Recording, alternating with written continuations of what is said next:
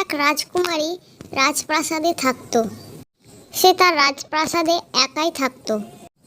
তার এত বড় রাজপ্রাসাদ থাকতেও রাজকুমারীর মনে সারাদিন দুঃখ লেগেই থাকতো, কারণ তাকে এত বড় রাজপ্রাসাদে একাই থাকতে হতো।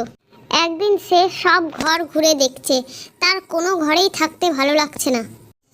তারপর এক শাকচুন্নি এসে বলে রাজকুমারীকে, কিরে রাজপ্রাসাদের রাজকুমারী, তোর এত দুঃখ কিসের? চল তোর দুঃখ সব দূর করে দিই, তোকে আজ আমি খেয়েই নিই।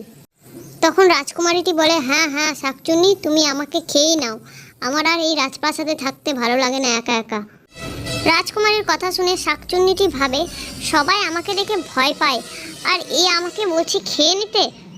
শাকচুন্নিটি তখন রাজকুমারীকে বলে, কি হলো, তুই আমাকে দেখে ভয় পাচ্ছিস না? আমি তোকে খেতে চাইছি, খেতে। রাজকুমারী বলে ওঠে, হ্যাঁ হ্যাঁ আমি সব বুঝতে পারছি, তুমি আমাকে খেয়ে নাও, আমার আর এই পৃথিবীতে থাকতে ভালো লাগে না। রাজকুমারী এই কথা শুনে শাকচুন্নি ভাবে যে তার একটি বোন আছে, সেও গ্রামে একাই থাকে, তাকে রাজকুমারীকে দিয়ে দিবে আর তারে রাজপ্রাসাদে রেখে দিবে।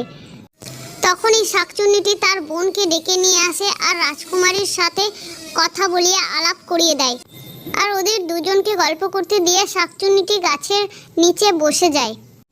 তারপর শাকচুন্নির বোনেরও সমস্যার সমাধান হয়ে গেল আর রাজকুমারীরও সমস্যার সমাধান হয়ে গেল। তারপর শাকচুন্নিকে ধন্যবাদ জানায় রাজকুমারী। তারপর শাকচুন্নির বোন আর রাজকুমারী একই রাজপ্রাসাদে থাকবে আর তারা সব দিনই একসাথে থাকবে। তারপর রাজকুমারীরও কোনো দুঃখ নেই আর শাকচুন্নির বোনেরও কোনো দুঃখ নেই, তাই ভেবে শাকচুন্নি খুব নাচ করলো।